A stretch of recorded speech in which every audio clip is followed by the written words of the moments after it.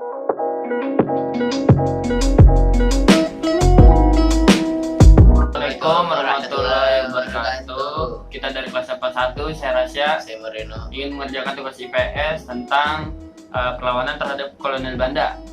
Dan di mana perlawanan terhadap kolonial Belanda itu tentang Perang Bali yang pertama yang terjadi pada tahun 1848 sampai 1850.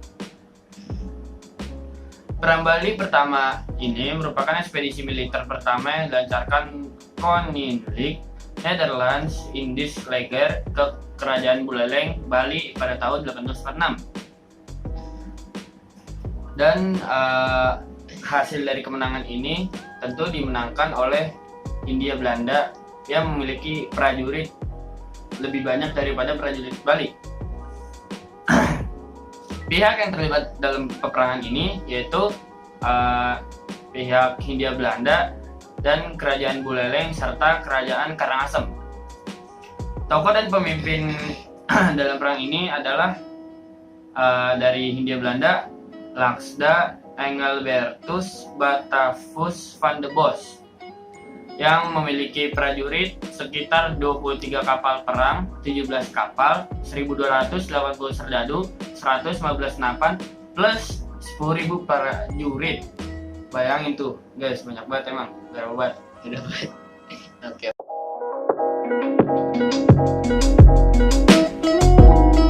Kita langsung masuk ke latar belakang kejadian perang Bali yang pertama. Bali adalah salah satu pulau di Kepulauan Sunda yang berada di timur Jawa. Jarak benteng pulau ini 105 mil geografis dan berpenduduk 700 jiwa. Cornelis de Houtman pernah mendatangi pulau itu dan diterima baik, namun dalam perkembangannya kesepahaman kurang terjalin. Pada tahun 1841 dan 1843, sebuah persetujuan diputuskan antara kerajaan setempat dan pemerintah Hindia Belanda, tetapi penduduk Bali segera menunjukkan permusuhan.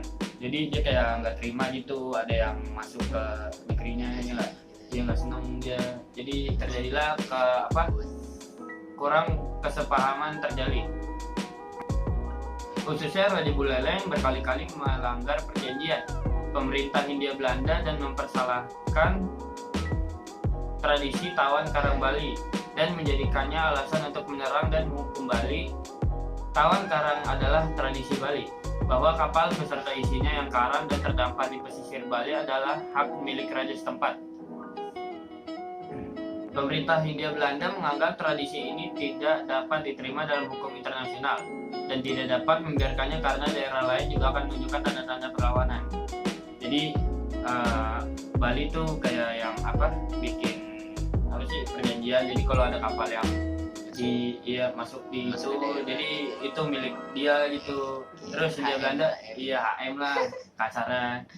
Terus kayak yang Belanda tuh kayak yang nggak seneng gitu ya. Jadi masa punya gue pas masuk area lu langsung lu ambil kan? Iya, ini kan hak gue gitu ya. Masa lu HM gitu? Gue yang beli, lu yang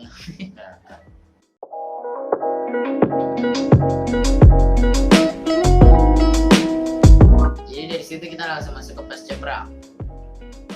Kerajaan Karangasem dan Buleleng menawarkan penyerahan diri dan para penduduk kembali ke tempat tinggalnya masing-masing. Ketika datang ke Bali, Gubernur Jenderal Jacob Rohusen menemukan penduduk di daerah setempat telah menyerah. Dengan kerajaan Karangasem dan Buleleng menyerah, disepakatilah perjanjian baru, di mana kewajiban terhadap pemerintah Hindia Belanda diselesaikan dengan cepat. Namun keadaan damai yang dicapai pada tanggal 12 Juli itu pecah kembali. Pemerintah Belanda membangun benteng di Buleleng yang dihuni oleh 200 orang dan mengendalikan penduduk setempat serta menjamin pengawasan kontrak yang dibuat. Pada kenyataannya, tak dapat disangka bahwa perang kedua justru segera meletus dan serangan kedua menjadi kenyataan. Udah, gitu doang. Oke, guys, segitu aja dari kita berdua di sini.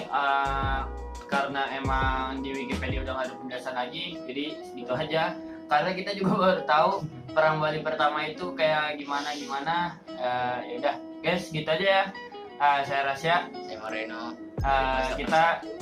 Kita bakalan tutup video ini dan ya, wassalamualaikum warahmatullahi wabarakatuh.